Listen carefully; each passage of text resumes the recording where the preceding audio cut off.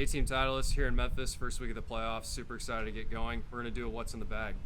So I've got a TSR 8-degree driver. I play the TSR 3. I didn't think we could get any better from the TSI to the TSR, but from the TSI 3 to the TSR 3, I didn't change any setup. I literally have the exact same shaft, exact same setup in terms of the setting in the driver, the weighting, everything's the exact same, and I picked up 8 yards. I'm excited for all you guys to get it in your hands. It's the best driver I've ever hit.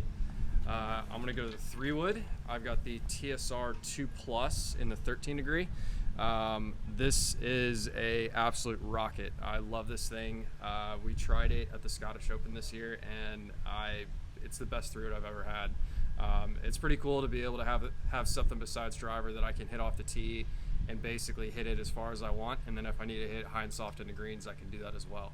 Going into the irons, I've been playing the T100s. I've had them for quite a while. Love having a little bit of cavity back in them. So basically for me, because I'm such a high spin guy and I hit it so far, I need a little bit of the cavity back actually to bring the ball down. So if I play a blade, the ball is going to ride up the face, I'm going to lose some spin, and then I lose my distance control. So I need a little bit more of the cavity in the camber. Would be remiss if I would skip the 3-iron. I have the T200 3-iron. This thing, when I tried it, was exactly what I needed for the gap between my 3-wood and my irons. Again, same thing with the 3-wood. I'm able to hit it low under the wind if I need to, and if I need to hit it high and soft into a par 5, I've got that. Going into the wedges, I play a 50, 55, 60 setup. I've got a 50-08. Really good for me because it just fits the gapping between my pitching wedge and the 54. The 54, I've got the 10-degree S bounce. And then with the 60, I've got the T-grind, which is awesome because it's very versatile. It lays super close to the ground. I'm able to lay it open. I'm able to trap it, hit it low, put a bunch of spin on it, and so it's really versatile for me. With the putter, I have got the Scottie Cameron T11. Obviously, I'm an arm lock guy, and I've had a lot of success with this, and it's been an awesome treat, and obviously pretty thankful for all the work that Brad, Paul, Drew, and obviously the Scottie have done. I play the Pro V. I put a little line on it. I put a little 2 marks between the Titleist, and then I put my initials on the back. I added all that in there because there's a lot of guys that obviously play Titleist on tour. It's the best ball on tour.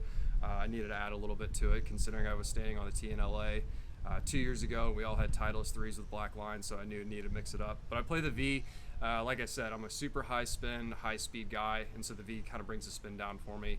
And you know, it's the most versatile ball and it's the most durable ball, and if we're playing it, you should too. Yeah, consistency, especially on the wedges, for me, because I know how the ball's going to react coming into greens.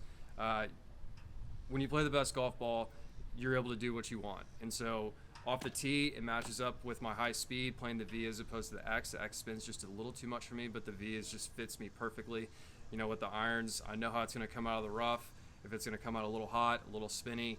Same thing, like I said, most important part for me is with the wedges, because being as much spin and as much speed as I have, I know exactly what shot I'm going to hit, when it's going to do a little drop and stop, and when it's going to spin back. The shot that really sticks out to me was on 18 at the PGA Championship this year.